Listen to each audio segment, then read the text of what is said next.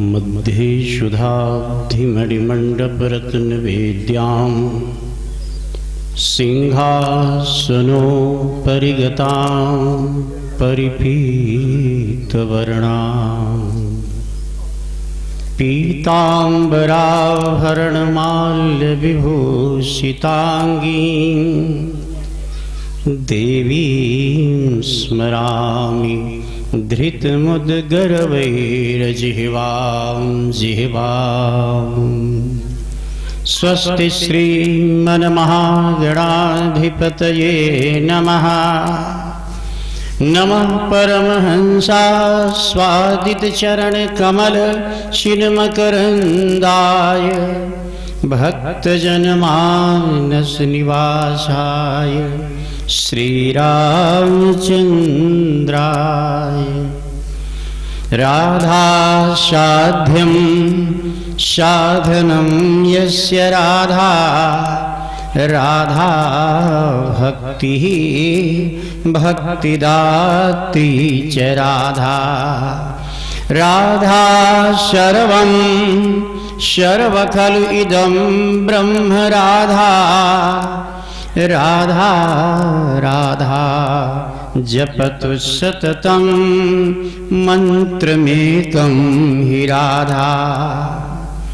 कृष्ण प्राणमयी राधा राधा प्राणमयो हरिः राधा प्राणमयो हरिः। रसो यः परमानन्दः एक एव द्विधा सदा।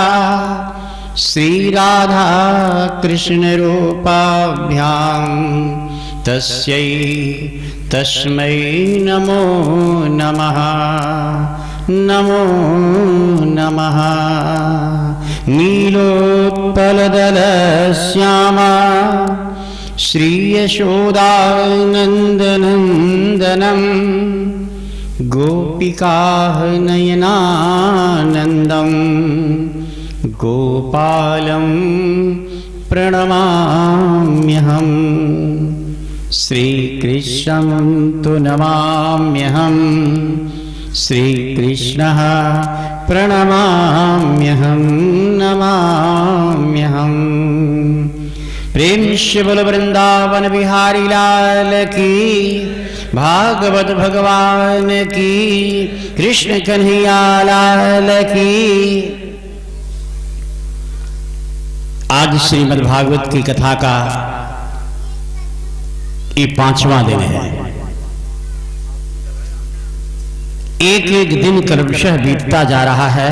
कल और परसों ये मैं इसलिए आज कह रहा हूं कि जैसे एक एक दिन बीत रहा है तो कैसा लग रहा है, यह एक अनुभव होना चाहिए कि लग कैसा रहा है। यही हमारे सुखदेव जी भागवत की कथा में याद दिला रहे हैं कि राजन अनुभव करो कैसा लग रहा है। श्री सुखदेव जी महाराज आभास दिलाते हैं कि जैसे एक दिन से 5वां दिन आ गया, एक दिन 7वां दिन भी आ जाएगा, इसी प्रकार से एक दिन सारी जिंदगी भी खत्म हो जाएगी, चली जाएगी। एक एक सांस का हिसाब देना होगा भगवान को। इसलिए हर सांसों पर नजर रखनी है। अब जैसा आपने देखा भगवान की ईश्वर की बड़ी अनुकंपा हुई, ईश्वर की कृपा से कल भगवान कृष्ण के प्राकट्य का एक दृश्य हमने देखा, अनुभव किया। आज भगवान कृष्ण की बाल लीलाओं में से है। पहले सबसे पहले तो ये ध्यान देखें, पहली बात तो ये ध्यान दीजिए कि कृष्ण भगवान और बलराम जी की दोनों की लीलाओं को साथ साथ देखना है, सुनना भी है और देखना भी है। एक चीज तो सभी को याद रखिए कि कृष्ण भगवान से बलराम जी कितने बड़े हैं। कृष्ण की कोई भी लीला कहते समय ये नजर याद रखनी चाहिए। और अगर यहां पर गौर से विचार करें, प्रेम से अगर देखें सच में, तो कृष्ण भगवान से बलराम जी लगभग 11 महीना 13 दिन के बड़े हैं। 11 महीने 13 दिन के बड़े हैं बलराम जी। आप अगर जोड़ना चाहे तो ऐसे जोड़ सकते हैं। भादों के महीने के शुक्ल पक्ष की षष्ठी तिथि को स्वाति नक्षत्र में बुधवार के दिन के 12 बजे बलराम जी का जन्म हुआ। भादों में शुक्ल पक्ष। और अगली बार जब फिर भादों का महीना आया तो कृष्ण पक्ष की अष्टमी तिथि को रात्रि 12 बजे रोहिणी नक्षत्र में ठाकुर जी आए। इस गणना से अगर एक एक दिन घंटे घंटे अगर हम गिन लें तो हमारे वेदव्यास भगवान कहते 11 महीना 13 दिन के बड़े हैं बलराम जी। ये दोनों भाइयों की लीला है अनन्यतम। सुस्थिर चित्त से यहां पर हमें देखना है। और आज भगवान कृष्ण की बाल लीला पर नजर रखनी है। हमारा लक्ष्य है आज मथुरा तक पहुंचना। वृंदावन से मथुरा तक ध्यान देंगे। मथुरा से वृंदावन गए थे भगवान के साथ और भगवान के ही साथ अब वृंदावन से फिर मथुरा वापस। यही जीवन की स्थिति है। शायद आपको याद हो या ना हो, याद कर लीजिए। फिर मैंने कहा था और आज फिर कह रहा हूं कि अगर मथुरा की कथा हम कहेंगे तो आप समझिएगा मथुरा की कथा मतलब शरीर की कथा। मथुरा माने शरीर, वृंदावन माने इंद्रियां, द्वारका माने वैकुंठ। ये 3 कथाओं पे हमें नजर रखनी है। तो मथुरा में शरीर की ही कथा होती है। मथुरा में कंस रहता है या तो जरासंध आता है। कंस माने पाप और जरासंध माने जर्जर बुढ़ापा। मथुरा माने शरीर, इसी शरीर से ही पाप होता है और शरीर में ही बुढ़ापा आता है, इंद्रियों में नहीं।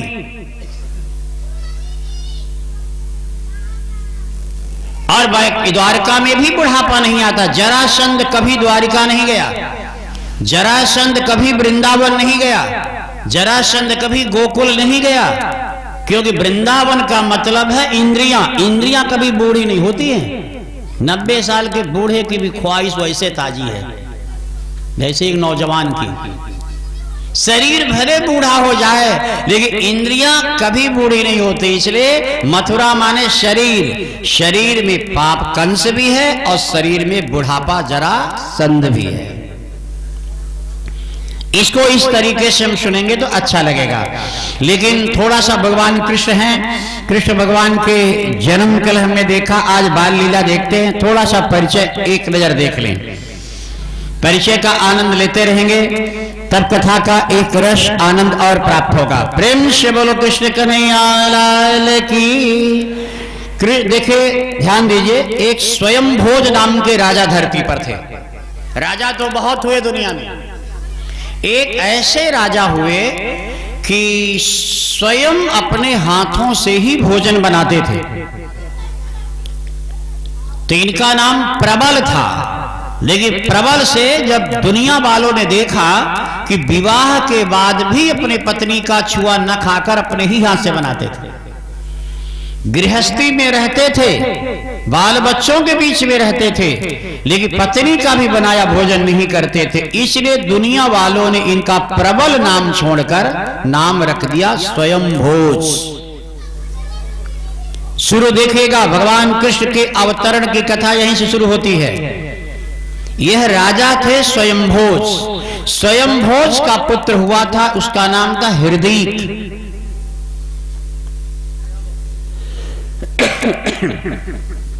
हृदीक के लड़के का नाम था शूरसेन। शूरसेन की पत्नी के गर्भ से 3 बेटे पैदा हुए। वंशावली सुनने से याद रहे न रहे, लेकिन प्रेम से सुनने से वंश का खतरा नहीं होता। अगर हरिवंश पुराण इतना लंबा नहीं सुनने की हिम्मत है तो ये भगवान कृष्ण के 4-6 पीढ़ियों का केवल आप नाम सुन लीजिए तो वंश का खतरा टल जाता है। इसलिए कृष्ण भगवान के अगर चरित्र सुनते हैं तो ध्यान दीजिए, स्वयंभोज नाम के राजा जो स्वयं पाकी थे, स्वयं बनाते थे, उनके लड़के हुए थे हृदीक। हृदीक के लड़के का नाम सूरसेन। सूरसेन के 3 बेटे थे। बड़े लड़के का नाम था देवमीढ़, दूसरे लड़के का नाम था शतधन्वा, तीसरे का नाम कृतवर्मा। अब गौर से अगर गहराई से इस श्लोक का अर्थ अगर नजर डाल के देखेंगे तो हृदीक और सूरसेन में कोई अंतर नहीं है, यह एक ही तत्व है। तो देवमीढ़ नाम का बालक जो था उसकी पत्नी का नाम था मारिशा, और इस मारिशा के गर्भ से 15 संतान पैदा हुई थी, जिसमें 10 बेटे और 5 बेटियां। 10 बेटों में से सबसे बड़े लड़के का नाम था वसुदेव, और 5 बेटियों में सबसे बड़ी बेटी का नाम था कुंती। इस कथा को समझे, क्योंकि अब आगे जो 3 दिन, आज से लेकर 3 दिन की कथा है, मेरे ठाकुर जी के अगल बगल घूमेगी। या सीधे यूं कह दीजिए कि भगवान कृष्ण की अपनी सगी 5 बुआ थी और 10 नाना।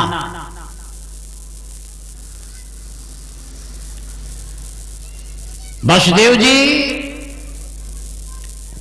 10 भाई थे, सबसे बड़े वसुदेव जी थे। ईशां भगिन्यः पंचकन्यकाः, बड़ी बड़ी बहन वसुदेव जी की जो थी पृथा, इसका नाम कुंती था, पांडु को ब्याही गई, 5 पांडव हुए। दूसरी वाली का नाम श्रुतदेवा, एक करुष देश के राजा वृद्धशर्मा को ब्याही गई, इसी के लड़के हुए दंतवक्त। तीसरी वसुदेव जी की बहन का नाम श्रुतकीर्ति, एक कैकेय देश के राजा को ब्याही गई, कैकेय राजा धृष्टकेतु को ब्याही गई, इसी के लड़के का नाम संतर्दन। चौथी बहन थी वसुदेव जी की जिसका नाम श्रुतश्रवा, ये चेद देश के राजा को ब्याही गई, दम्भोष को, और इसी के गर्भ से पैदा हुआ था शिशुपाल। जानना इसलिए जरूरी है कि महाभारत में कौन कौन योद्धा कृष्ण का कितना नजदीकी है। और वसुदेव जी की 5वीं जो बहन थी, कृष्ण की सगी जो 5वीं बुआ थी राजाधिदेवी, ये जयपुर के राजा जयसेन के साथ ब्याही गई, और इसके गर्भ से बिंद और अनविंद नाम के 2 पुत्र पैदा हुए। ये मेरे भगवान कृष्ण की बुआ का परिवार है। और याद रखिए, कोई भी संबंध जोड़िए, आजकल लोग थोड़ी गलती करते हैं। आजकल लोग लड़का देखे बड़ा प्रतिभाशाली है, शादी कर दी लड़की की। शादी लड़के से जरूर करना है, लेकिन शादियों में कई चीजों विचार करना है। हम लड़की जहां ब्याह रहे हैं, लड़की की सास कैसी है, ससुर कैसे हैं, देवर कैसा है, जेठ कैसा है, ननद कैसी है, शादी सबके साथ होगी। एक तरफा निर्णय नहीं, ये सब का निर्णय करके, एक भी अगर कटुतापूर्ण है तो क्यों? कोई कहता है कि अरे माँ खराब है तो क्या लड़के के साथ न कर रहे हैं? अरे माँ का खून है वो, माँ को छोड़ करके वो माँ का खून जब पुकारता है तो पत्नी को ताड़ना दे सकता है, लेकिन माँ के विपरीत तो कभी नहीं जाएगा, कभी न कभी आएगा। मां का खून, देखिए ममता अलग बात है, खून अलग है। आपको पता है एक कड़वा सच है, कोई माने ना माने, लेकिन कभी कभी भागवत में दया भी देखिए, करुणा भी देखिए, और सत्य की कटुता भी देखिए। ये कड़वा सच है कि यशोदा ने कृष्ण को जन्म नहीं दिया था, और यह भी सच है कि 11 वर्ष वृंदावन में यशोदा ने जो सेवा की है वो दुनिया में पैदा करने वाली मां भी नहीं कर सकती है।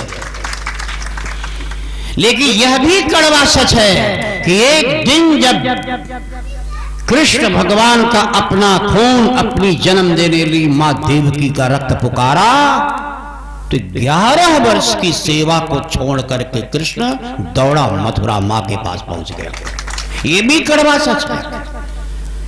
तो इसलिए दयार्द्रता, भक्ति और कड़वाहट दोनों सब निर्णय करके देखेंगे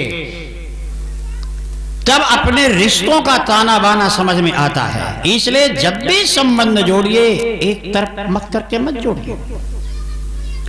आदमी, हम तो बनारस में रहते हैं, कई ऐसे लड़कियों के पिता आते हैं कि महाराज जी ये लड़के की कुंडली है, मिल नहीं रही है, लड़का बहुत अच्छा है, घर भी बहुत अच्छा है, लड़की वाले की कुंडली कुछ ऐसा बना दीजिए कि उससे मैच खा जाए। हमने कहा बाप रे बाप, तुम लड़की के बाप हो, जानबूझ करके कुएं में डाल रहे हो। अरे जानबूझ कर तो ये मत करो कि नम नहीं मिल रहा है असली में, तो नकली कुंडली क्यों बनवाना चाहती हो। लेकिन बहुत ऐसा हो रहा है, अब वो रिश्ते बहुत दिन चलते नहीं। इसलिए इस कथा में मेरा यह भी सभी से निवेदन है कथा में, और यह भी कथा का ही एक अंग है कि रिश्ते करो तो ठीक से समझ कर करो, सब पर विचार करके करो। इसीलिए 3 कुल की जब साखोच्चार बोला जाता है शादी के मंडप में, 3 कुल की बात कही जाती है, इसीलिए कही जाती है। और अगर मोटी भाषा में देखिए तो लड़की का संबंध जब करिए तो लड़की के ननिहाल पक्ष और लड़की का अपना, ये संबंध देख करके लड़के की, इसी तरह लड़की वाला भी जो करे तो लड़के के ननिहाल पक्ष कैसा है। अगर ननिहाल पक्ष बहुत गंदे किस्म का है तो उसका असर भी इस लड़के पर आएगा। इतनी दूरी तक विचार कर संबंध किए जाते हैं। तभी तो कहा जाता है ना कि अगर बेटा नहीं है तो क्या हुआ, बेटी को बेटा हो गया अगर, तो बेटी के घर खाने का अधिकार हो जाता है, क्योंकि बेटी के बेटे को नाना का पिंडदान करने का अधिकार मिल जाता है। तो जब इतना अधिकार मिल जाता है तो उसके अच्छे बुरे सारे संस्कारों का भी आवागमन होता है, केवल खाने का ही नहीं छूट है। इसलिए जब भी संबंध करें सोच कर करें। और मेरे भगवान श्याम सुंदर कृष्ण जन्म लेते ही 16 कलाओं से भरे हैं। मतलब की चीज हमें जानना है, 16 कलाओं से भगवान भरे हुए। अब ये 16 कला है क्या? आदमी तो बहुत कहता है भगवान 16 कला के हैं, राम जी 12 कला के हैं। कला है क्या? ये कला कौन सी बला है? इसी को समझना ही भगवान की बाल लीला है। 16 कलाओं को समझना ही भगवान की बाल लीला है। थोड़ा सा मस्तिष्क आप लगाएंगे और अगर 2-4 वाक्य भी हमारे बताए हुए अगर आपके मस्तिष्क में चला गया और अनुकरण किए तो मैं समझूंगा कथा पूरी हो गई। इसलिए 16 कलाओं को मैं एक श्लोक बोलता हूं और आप कभी पढ़िएगा। 8 लाइन का श्लोक है, इसमें 16 कला है। श्री वेदव्यास महाराज कहते संस्कारम प्रथमं राजन द्वितीय इंद्रिय निग्रहम।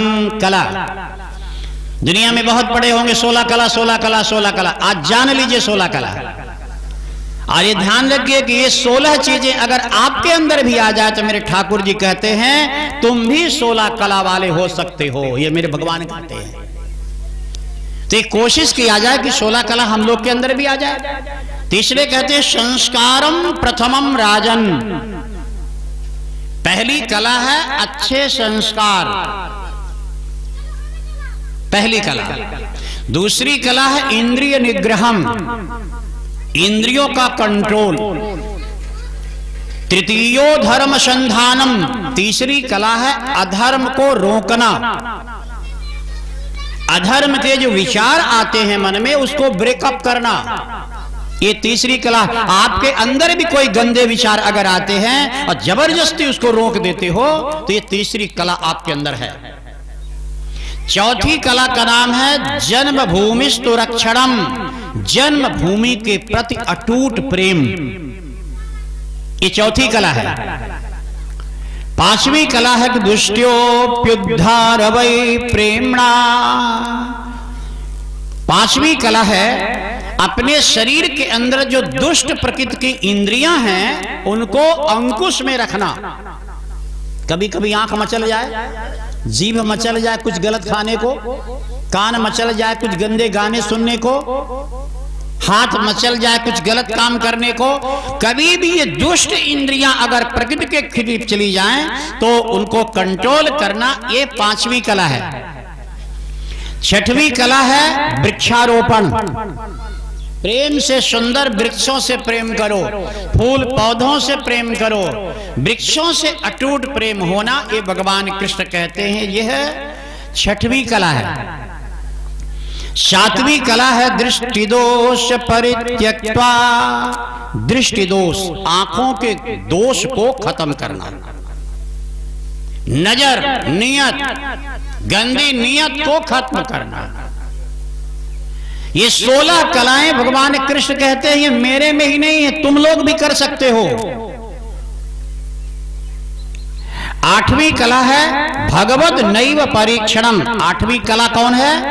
भगवान की कभी भी परीक्षा मत लो। कभी भी अगर ये विचार आता है भगवान की परीक्षा ये होगा कि नहीं, भगवान है कि नहीं, सत्य है कि नहीं, कि ऐसे लोग पूजा करते, इस प्रकार के विचार आने का मतलब 8वीं कला आप में नहीं है। लेकिन भगवान में अटूट विश्वास होना और कभी परीक्षा नहीं लेना, ये 8वीं कला है। 9वीं कला है वंश वृद्ध्यर्थ नष्ट्यर्थम। 9वीं कला है मेरा वंश कभी नष्ट न हो, इसके लिए उपाय करते रहना। चाहे 10-20 लड़के क्यों ना हो, लेकिन ये परंपरा कभी आगे नष्ट न हो, इसके लिए विचार करते रहना, प्रभु से प्रार्थना करते रहना। मेरे वंश की अच्छाई के लिए कुछ न कुछ उपदेश देते रहना, यह 9वीं कला है। 10वीं कला है, एक एक कलाओं पे नजर रखिए। 10वीं कला है वासनेन्द्रिय वर्धनम।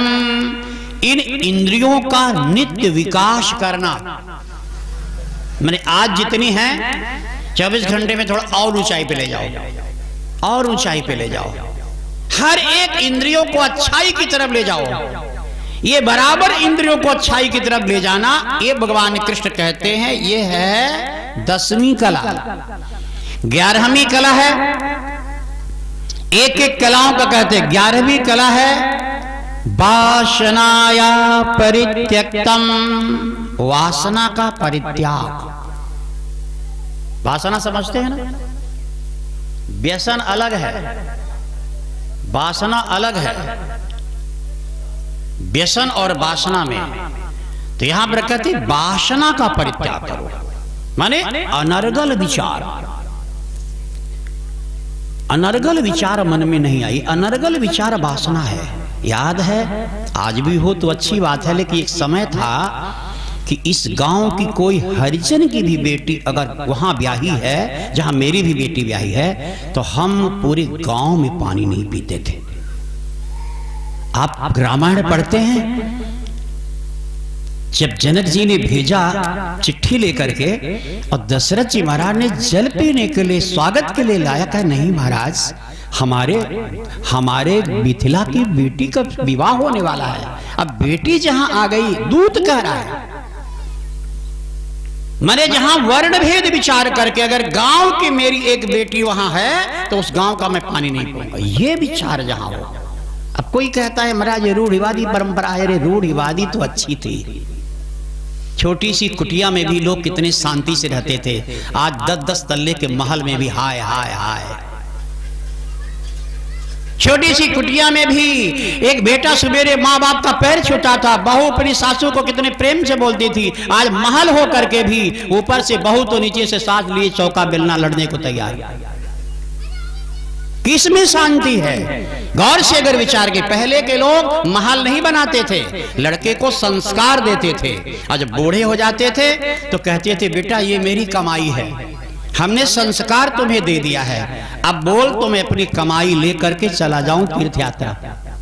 और जितनी कमाई थी सब लेकर के तीर्थों में अपना दान पुण्य करते और लौट के। पहले हमको याद है बचपन में कि बद्री नारायण से जब कोई आता था तो पूरे गांव में उत्सव मनाया जाता था। क्यों? कि ये निश्चित था कि जो चारों धाम गया वो लौट के कोई आता था। ये पूरी तरह से विचार करके जाता था व्यक्ति कि लौट करके आना मुश्किल है, क्योंकि पदयात्राएं थी पहले। आया अब तो इतना बढ़िया पिकनिक की जगह कहां मिल सकती है।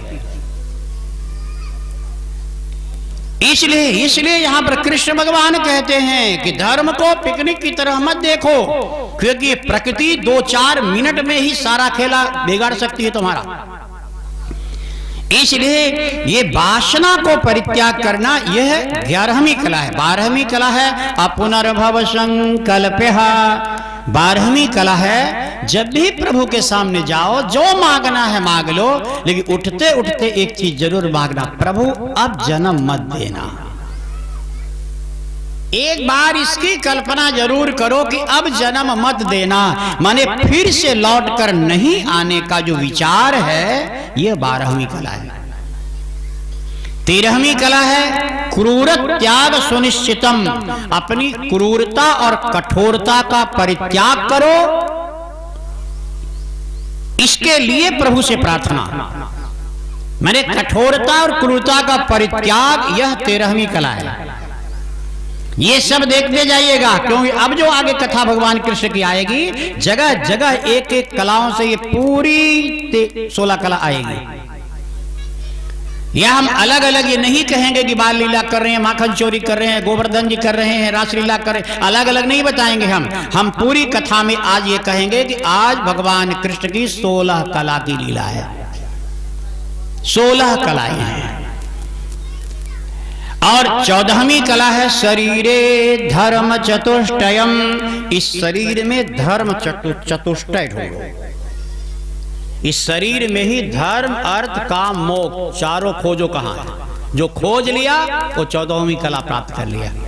है तो थोड़ा कठिन, लेकिन अब कठिन कहा करके छोड़ दें इसको हम और आगे चले जाएं। कठिन करके तो छोड़ा नहीं जा सकता, क्योंकि रास्ता कठिन है तो जाना तो पड़ेगा ही। अगर दूसरा रास्ता नहीं है और वैकुंठ जाने के लिए यही रास्ता कठिनतम है, तो 2 ही रास्ते हैं, या तो रुक जाएं फिर कभी विचार करेंगे, या इंतजार करें कि सरकार बढ़िया रास्ता बनाएगी तो जाएंगे। अब पता नहीं कब बनाएगी, या तो धीरे धीरे जुगाड़ बनाकर चले। इसलिए बुद्धिमानी तो यही है कि धीरे धीरे स्थिति बनाइए, अब चलिए आगे की तरफ। शरीर चतुष्टय, शरीर में चारों चीज ढूंढो। 15वीं कला है विकृत भंग विधिर युतम। शरीर का टेढ़ापन दूर करो, शरीर सीधा हो। ये 15वीं कला है। विकृत भंग विधिर युतम। विकृत टेढ़ा, शरीर का टेढ़ापन दूर करो। और अंत में कहते हैं पश्चात पाप विनिर्शार्थम। ये 15 कला जिस व्यक्ति में आ गई तो पश्चात इसके बाद पाप विनाशार्थम धर्म रूप स्वयं कला। तब 16वीं कला है पाप से पूरी तरह से अलग हो गए तुम हुए निष्पाप। अंत में निष्पाप, वो कृष्ण की अंतिम सीढ़ी है। अब इसको जानने के लिए पहली कला के लिए भगवान कृष्ण के 16 संस्कार जानिए। दूसरी कला के लिए प्रभु ने 11 दैत्यों को मारा है बचपन में, उसकी कथा सुनिए। तीसरी कला जानने के लिए माखन चोरी। चौथी कला दिखाया है मिट्टी का खाना। 5वीं कला उखल को बांधना। 6वीं कला यमलार्जुन उद्धार। 7वीं कला ब्रह्मा का मोह। 8वीं कला काली नाग को पकड़ना। 9वीं कला जिसमें वंश कभी न डूबे, इसके लिए प्रयास करना। तो वह 9वीं कला है वेणुगीत। थोड़ा जानते चलिएगा, जिस व्यक्ति के पूजा घर में बांस की बांसुरी है, सोना चांदी तांबे की तो सब लोग रखते, बांस की बांसुरी है, उस घर में वंश कभी रुकता नहीं। ये राधा रानी का वरदान है, राधा रानी। और आप आगे देखेंगे भी, और आप देखे सुने भी होंगे दुनिया में कि सारी दुनिया इतने अच्छे अच्छे बधाइयां लेकर के भगवान कृष्ण के जन्मोत्सव में गई थी। राधा रानी क्या ले गई थी? इतना तो आपको पता है ना कि राधा जी कृष्ण से बड़ी है, इसमें तो कोई संदेह नहीं। राधा जी कृष्ण से बड़ी है, और कितनी बड़ी है ये न कहीं लिखा है, न ज्यादा दिमाग लगा के परेशान होइए। अब इतना जरूर प्रमाण हम दे सकते हैं कि राधा जी कितनी बड़ी है ये साल मैं नहीं जानता, लेकिन कृष्ण के जन्म में राधा जी बधाई लेकर गई थी, ये पक्का पता है। तो जब बधाई में राधा जी सामग्री लेकर गई होंगी तो इतनी बड़ी तो होंगी ही कि सामान लेकर के चलने फिरने लायक रही हो। तो इतना आप जान लीजिए, राधा जी बधाई में क्या ले गई थी?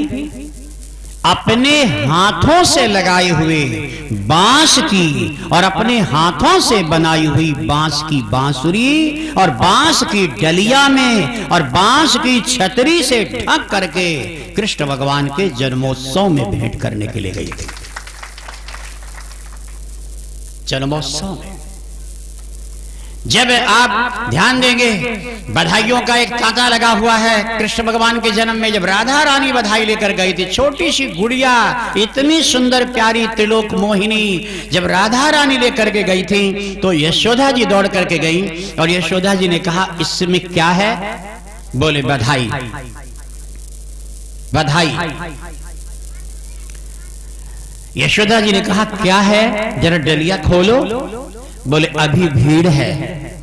यशोदा जी आप भी मेरी मां ही जैसी हैं, इतनी भीड़ में अगर खोलेंगी, इतनी कीमती कीमती जो बधाइयां हैं इसके बीच में हो सकता है मेरी बधाई कमजोर हो।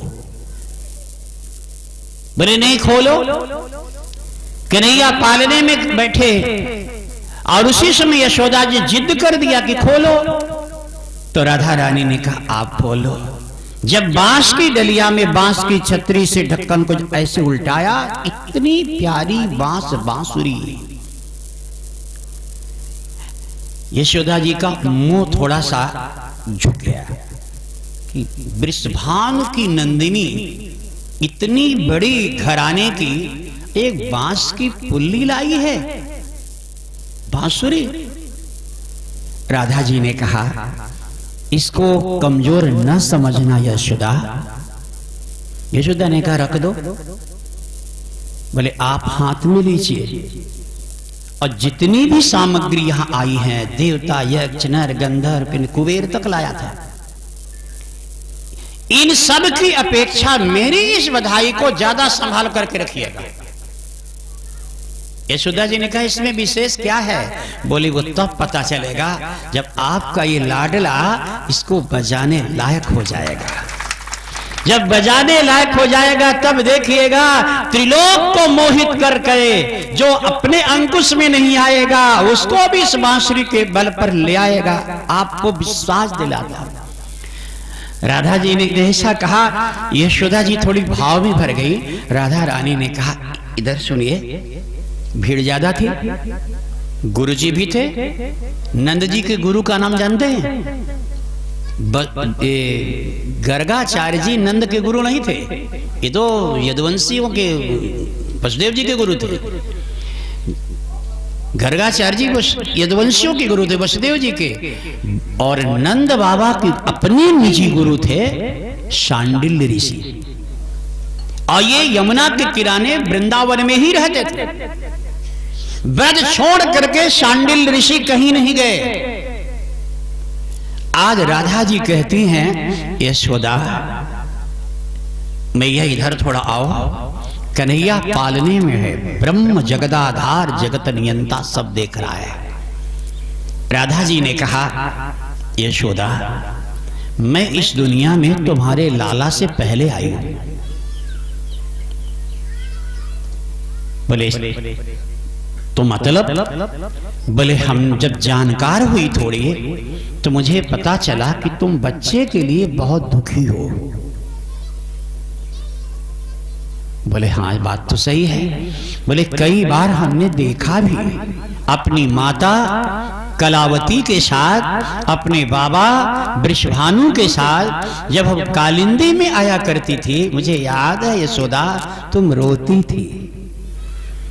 किसी भी ग्वाले के छोटे छोटे बच्चों को देख करके तुम्हारी आंखें भर जाया करती थी और आप नंद बाबा से कहा करती थी काश अगर एक बेटा मेरे भी हो जाता। आपकी आंखों की वेदना मैंने देखा। राधा जी बहुत पुरानी बात बता रही हैं। राधा ने कहा कि माता यशोदा, आपके अंदर का ये भाव जब हमने देखा तो मैं अपने पिता के घर गई और उस समय मैंने एक प्रतिज्ञा कर ली। मैंने अपने हाथ से बांस का पेड़ लगाया, फिर उसमें से एक छोटी सी डाली तोड़ा और अपने हाथों से ही मैंने उसमें छेद बनाया। अब फिर मैंने उसको रख दिया अपने पिताश्री के पूजा घर में और अपने इष्ट देव से कहा सौगंध है इसको बजाने वाला नंद का छोरा ही होना चाहिए, इसे त्रिलोकी में कोई नहीं बजा सकता है, नंद का छोरा ही होना चाहिए। और मैंने संकल्प ले लिया कि जब तक नंद का छोरा नहीं होगा यशोदा, जब तक तुम्हारा लाल नहीं होगा तब तक ये बांसुरी अडिग रहेगी। आज मेरे प्रभु ने सुन लिया।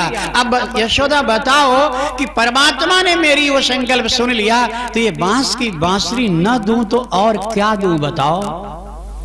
यशोदा के आंख में आंसू आ गए और यशोदा ने कहा, अपने हृदय से लगा करके कहा, राधा आज मुझे पता चल गया, आज मैं मां बनी हूं केवल तुम्हारी कृपा के बल पर, कृपा प्रसाद के बल पर।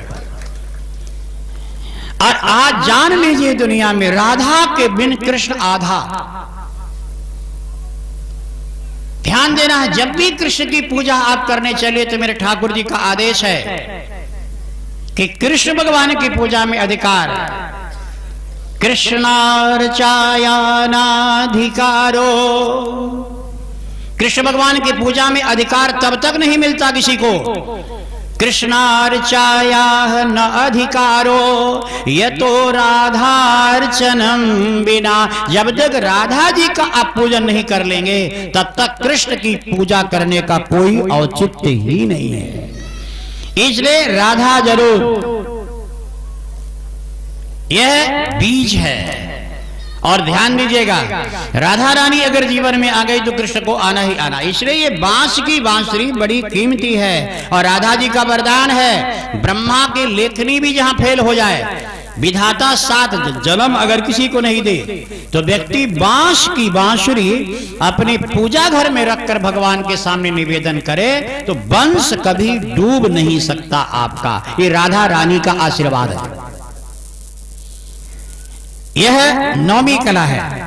10वीं कला को भगवान ने दिखाया है चीर हरण के प्रसंग में। भगवान की लीलाओं में ही 16 कलाएं हैं। 11वीं कला भगवान ने दिखाया गोवर्धन धारण करके। 12वीं कला भगवान ने दिखाया रासलीला में। 13वीं कला भगवान ने दिखाया अक्रूर जी को भेजकर वृंदावन में। क्रूर तो बहुत आए, अक्रूर पहली बार आया। पूतना आई क्रूर, शकटासुर, बकासुर, अघासुर सब क्रूर, लेकिन एक आया अक्रूर। जब तक क्रूर आए तो कृष्ण नहीं गए किसी के साथ, बल्कि उन्हीं सबको दुनिया से उठा दिया। लेकिन जिस दिन अक्रूर आया प्रभु पीछे पीछे दौड़े चले गए। इसलिए क्रूर मत बनो, अक्रूर बनकर भगवान को प्राप्त करो। अक्रूर बनो। क्रूरता से भगवान कभी मिलने वाले नहीं हैं। क्रूर भी बहुत गए थे वृंदावन, लेकिन अक्रूर जब गया तो भगवान को लेकर आया। ये 13वीं कला है। 14वीं कला है चतुष्टय। शरीर में 4 धर्म, अर्थ, काम, मोक्ष चारों देखो। चारों कैसे देखेंगे? जैसे भगवान कृष्ण ने मथुरा में जब पहुंचे तो चारों ते दिखाया कि नहीं। मैं अभी केवल एक कारिका बता रहा हूं, इसलिए बता रहा हूं क्या, जिसको आप मोटी भाषा में विद्यार्थी लोग कहते हैं भूमिका। तो इस शरीर में चारों अगर देखना है तो उसके लिए कैसे देखेंगे? मथुरा में भगवान ने 14वीं कला चतुष्टय, धर्म अर्थ काम मोक्ष, कहां दिखाया? दर्जी से मिले, धोबी से मिले, माली से मिले, कुब्जा से मिले। धोबी ने कपड़ा दिया, दर्जी ने ठीक सेट किया, माली ने माला दिया, कुब्जा ने चंदन दिया। ये धर्म चतुष्टय है। ठीक से सुनिएगा, विस्तार हम आगे बताएंगे। धर्म अर्थ काम मोक्ष चारों अगर चाहिए तो धोबी माने कपड़ा आपका ठीक होना चाहिए, दर्जी माने कपड़े की सिटिंग भी अच्छी होनी चाहिए, उल्टा पुल्टा नहीं, और तीसरा माला गले में, और चौथा कुब्जा का चंदन। इसको और ठीक से अगर समझना है तो ऐसे समझिए, कपड़े अगर अच्छे हों तो धर्म आपका ठीक होगा। कपड़े अगर ठीक से सेट हों, शरीर के अनुरूप हों, तो अर्थ की कमी कभी नहीं होगी। अगर आपकी कामनाएं कभी पूरी नहीं हो रही, इच्छाएं पूरी नहीं हो रही है, तो गले में माला होनी चाहिए। और लंबी उम्र अगर जीना है, और लंबी उम्र जी करके सुंदर मृत्यु चाहिए, सहज मृत्यु चाहिए और मोक्ष चाहिए, तो चंदन चाहिए, तिलक चाहिए माथे पर। कुब्जा का तिलक कृष्ण ने लगाया, तो भगवान को मोक्ष क्या होगा? तो मोक्ष है, लेकिन कुब्जा का तिलक लगा तो कंस का मोक्ष हो गया। सुदामा जैसे गरीब माली की माला भगवान ने पहुंची तो उसकी सारी इच्छाएं पूरी हो गई। दर्जी की बनाई बिसली हुई दिव्य सुंदर पोशाक भगवान ने पहन लिया तो उसकी गरीबी दूर कर दी। और धोबी का कपड़ा ले लिया तो अधार्मिक धोबी को भी धर्म प्रविष्ट करके वैकुंठ भेज दिया। यही तो धर्म चतुष्टय है, और यही भागवत में 14वीं कला है। कपड़े ठीक कर लो, अच्छे कपड़े पहनो, धर्म व्यवस्थित पहनो, अर्थ माला पहना करो, नए से पहनो, रुद्राक्ष पहनो, कुछ भी पहनो, गला माला से सोना नहीं रहना चाहिए। माला ही तो माला माल करती है, यही राज है। और तिलक, इतनी चीजें शरीर में होनी चाहिए। ये 14वीं कला है। 15वीं कला है धनुष तोड़कर भगवान ने 15वीं कला ठीक की। मेरे शरीर का टेढ़ापन, धनुष टेढ़ा होता है ना, तोड़ दिया भगवान ने। जहां से टेढ़ा तो वहीं से तोड़ दिया, बीच से टेढ़ा तो बीच से तोड़ दिया। हम लोग का शरीर भी धनुष कितनी जगह से टेढ़ा होता है? 3 जगह, बीच से और ऊपर भी दोनों किनारा भी ऐसे होता है। 3 जगह से टेढ़ा होता है ना। आपका शरीर कितनी जगह से टेढ़ा है? सतोगुण, रजोगुण, तमोगुण। सतोगुण माने अच्छे विचार, रजोगुण माने आलसी विचार, तमोगुण माने लड़ाई वाला विचार। ये तीनों विचार बार बार आता है कि नहीं? हर 24 घंटे में कभी अच्छे विचार, कभी आलस, कभी लड़ने का मन। ये जो 3 तरह के विचार आते हैं, यही आपके धनुष माने आपके शरीर का टेढ़ापन है। याद रखिए, धनुष तोड़ना पड़ेगा, और जब तक धनुष नहीं टूटेगा तब तक दुनिया से मोक्ष मिलने वाला नहीं है। चाहे राम के भक्त हो, चाहे कृष्ण के भक्त हो, धनुष तो तोड़ना ही पड़ेगा। राम ने अपने भक्तों को व्यवस्थित करने के लिए मिथिला में जाके धनुष तोड़ा, और कृष्ण ने अपने भक्तों को मुक्ति देने के लिए मथुरा में जाके धनुष तोड़ा। धनुष दोनों ने तोड़ा। बिना धनुष तोड़े सफलता जीवन की मिलने वाली नहीं है। तो ये शरीर ही धनुष है, और शरीर के 3 प्रकार के विचार तरंग ही ये टेढ़ापन है। भगवान कहते हैं 3 प्रकार का तोड़ो, केवल अच्छे विचार शरीर में रखो, तब धनुष सीधा होगा। चाहिए कि नहीं? यह है 15वीं। और 16वीं कला है शरीर निष्पाप। वो 16वीं कला को भगवान ने कैसे दिखाया? कंस का वध करके भगवान ने कहा 16वीं कला मेरी पूरी पूरी। प्रेम से बोलो कृष्ण कन्हैया लाल की, भक्तवत्सल भगवान की। इसलिए अब ये ध्यान देना है कि सबसे पहली कला है संस्कार। यहां जितने लोग भी बैठे हैं, अगर हम एक बार प्रेम से पूछें कि 16 संस्कार किसी को खाली नाम याद है? संस्कार तो बाद की बात करेंगे। नाम याद है किसी को? नहीं याद है तो कम से कम नाम तो याद करिए। देखिए ये मेरा निवेदन है। मैं यहां पर दूसरी बार कथा में आया हूं, क्षेत्र में तो मुझे गिनती नहीं कितनी बार आ चुका हूं, और अभी भी। इसलिए मेरा निवेदन है कि कम से कम इतना तो जानिए, नाम तो कम से कम याद होनी चाहिए। अब बड़ा सरल है, 3 संस्कार तो पेट में ही हो जाता है, तो उसको अपने से तो नहीं जान सकते आप, वो तो माई बाप का कर्तव्य है। 3 संस्कार तो पेट में होते हैं, 6 संस्कार बचपन के होते हैं, 3 संस्कार शिक्षा से जुड़े होते हैं, 3 संस्कार आश्रम से जुड़े होते हैं, और अंतिम में 16वां तो सब जानता है, चिता बनती है उसके ऊपर, वो तो सबको पता है, अग्नि संस्कार। लेकिन इसके पहले के ये पहली कला को जरा गौर से देखिए। मेरे प्रभु जब इतनी सुंदर लीला कर रहे हैं, और उनका मकसद वृंदावन की हर लीला करना कि सरल भाषा में 16 संस्कार समझाना। ये 16 संस्कार हैं, जिसमें 3 संस्कार पेट में होते हैं। नाम तो सुनी लीजिए। पहला संस्कार गर्भाधान। गर्भाधान माने गर्भ का आधान। ये संस्कार कैसे होता है? जब बच्चा चाहिए, अब किसी को याद नहीं है, ये विवाह जब होता है तो अब तो कम से कम सुनिएगा, पंडित जी लोग कराएंगे तो, अपना नहीं याद तो कोई बात नहीं। जब पंडित जी संकल्प कराते हैं और पिता जब बेटी को हाथ लेकर कन्यादान करता है, जल लेकर के जब ऐसे कन्यादान करेगा तो क्या बोलता है? एतत् सुहृदैः सुहृद मम कन्याः हृदिक्याः